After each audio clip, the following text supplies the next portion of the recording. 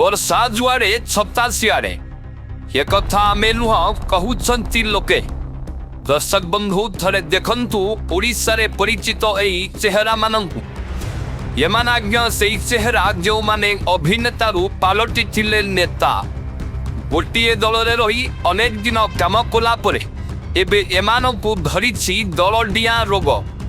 ଆଜ୍ଞା ରାଜନୀତିରେ ଦଳ ବଦଳାଇବା କିଛି ନୂଆ କଥା ନୁହଁ, କିନ୍ତୁ ଯେଉଁ ଦଳ ଏମାନଙ୍କୁ ଦେଇଥିଲା ପରିଚୟ, କ୍ଷମତା, ନିର୍ବାଚନ ଲଢ଼ିବାକୁ ଟିକେଟ, ଆଜି ସେଇ ଦଳ ବିରୁଦ୍ଧରେ ଏମାନେ ପିଟୁଛନ୍ତି ନିନ୍ଦା ନାଗରା।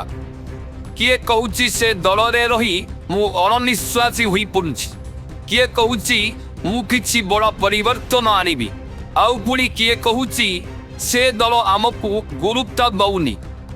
ଏମାନଙ୍କର ଦଳ ଛାଡ଼ିବାର କାରଣ ଯାହା ହେଉନା କାହିଁକି, କିନ୍ତୁ ଦିନେ ଯେଉଁ ଦଳର ପ୍ରଶଂସା କରୁଥିଲେ ଆଜି ସେଇ ଦଳ ବିରୁଦ୍ଧରେ ମିଛ କହିବା କି ନିନ୍ଦା କରିବା ଉଚିତ ନୁହଁ ବୋଲି ପ୍ରକାଶ କରିଛନ୍ତି ବହୁ ବରିଷ୍ଠ ବ୍ୟକ୍ତି ତଥା ସିନେ ସମୀକ୍ଷକ। ଗୋଟେ ପଟେ ଓଡ଼ିଆ ସିନେମାର ଅବସ୍ଥା ଶୋଚନୀୟ ହୋଇଥିବା ସ୍ଥଳେ ଅଭିନେତାମାନେ ନେତା ସାଜି ରାଜନୀତିରେ ଏଭଳି ଦୁବିଧାଜନକ ମନ୍ତବ୍ୟ ରଖିବା ସାଧାରଣରେ ପ୍ରଶ୍ନବାଚୀ ସୃଷ୍ଟି କରିଛି।